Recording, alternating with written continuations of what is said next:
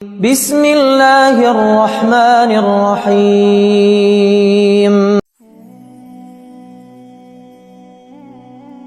جانتے ہیں صبر کیا ہے؟ اگر آپ اس وقت کسی مشکل میں ہیں یا کسی چیز کا انتظار کر رہے ہیں تو یاد رکھیے، صبر کا مطلب خاموشی سے سہنا نہیں،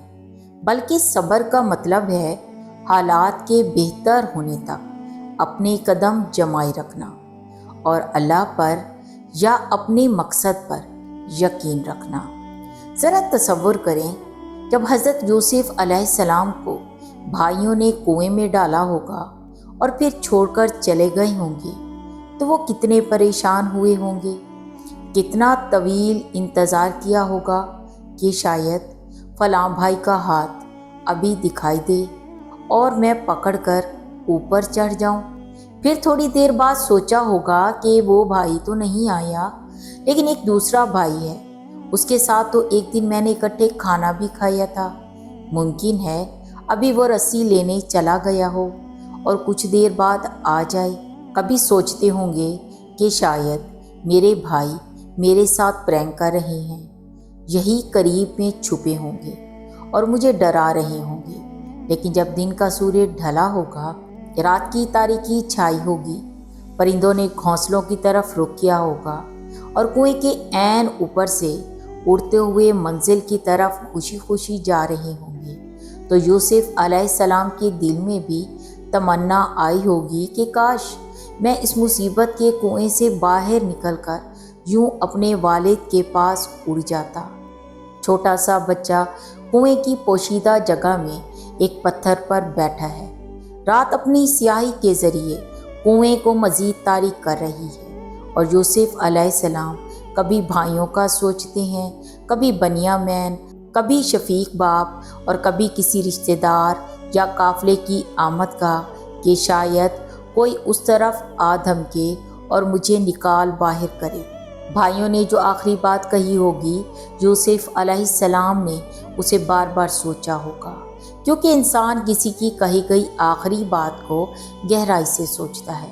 اور اس میں سے کوئی امید کی کرن نکالنے کی کوشش کرتا ہے۔ لیکن جنہوں نے دنیا سنبھالنی ہوتی ہے، انہیں کچھ وقت لوگوں سے دور رکھا جاتا ہے تاکہ وہ سوچیں اور خوب سوچیں، تیاری کریں اور خوب تیاری کریں، ان کا ایمان پہاڑوں سے مضبوط تر ہو جائے اور وہ اس بات کو سمجھ لیں کہ جس منزل کے وہ مسافر ہیں وہاں ابتدا میں اکثر اکیلے ہی چلنا پڑتا ہے۔ حضرت یوسف علیہ السلام کا یہ انتظار کتنے دن رہا، اس بارے میں مفسرون کے مختلف اقوال ہیں، لیکن پھر ایک دن ایک قافلہ آ گیا۔ عربی میں گاڑی کو بھی سیارہ کہا جاتا ہے۔ یہ صرف قافلہ نہیں تھا، خوشیوں کی گاڑی تھی،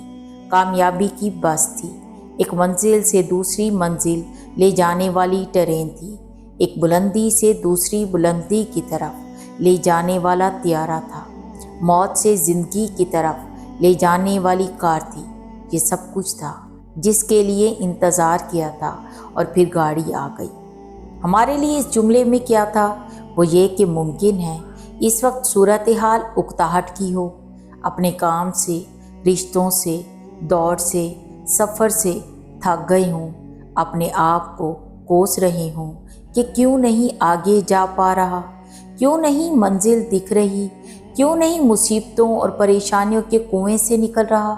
میری زندگی کی گاڑی کو کیا ہو گیا، اس کے تو چاروں ٹائرز پنکچر ہو گئے، ایسے لگتا ہے کہ ایک ہی جگہ رکی ہوئی ہے، دوسری گاڑی کب آئے گی جس کے ٹائرز سلامت ہوں گے اور میں پرسکون سفر کروں گا۔ تو تھوڑا سا صبر کر لیں، انتظار کر لیں، مجھے معلوم ہے کہ انتظار ایک اذیت ہے، پھر چاہے وہ چوکھٹ پر بیٹھے کسی کے لوٹ آنے کا ہو، بستر پر لیٹ کر نیند آنے کا، یا کسی مشقت بھری زندگی کا سکون میں تبدیل ہو جانے کا، لیکن گاڑی تو آتی ہی ہے،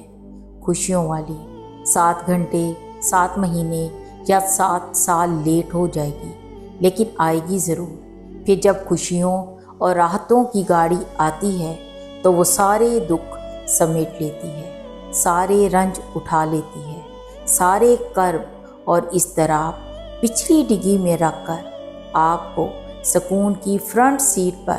بٹھا کر غموں سے دور لے جاتی ہے۔ لوگ راستے میں پھول ہاتھوں میں لیے آپ کے لیے کھڑے ہوتے ہیں، بچھڑے لوگ مل جاتے ہیں،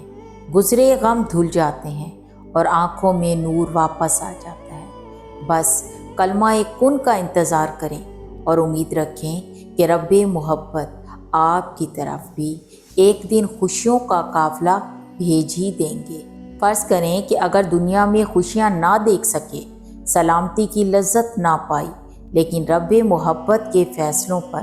راضی رہے تو آخرت میں ضرور سلامتی مقدر ہوگی، کیونکہ خود تمہارا رب کہتا ہے، فرشتے ان جنتی لوگوں کے پاس ہر دروازے سے یہ کہتے ہوئے داخل ہوں گے کہ تم نے دنیا میں جو صبر سے کام لیا تھا اس کی بدولت اب تم پر سلامتی ہی سلامتی نازل ہوگی۔ تو میرے دوستو، جہاں اتنا صبر کیا، کچھ اور صبر سہی۔ اللہ انشاءاللہ آپ کو آپ کے صبر کا عظیم اجر دے گا۔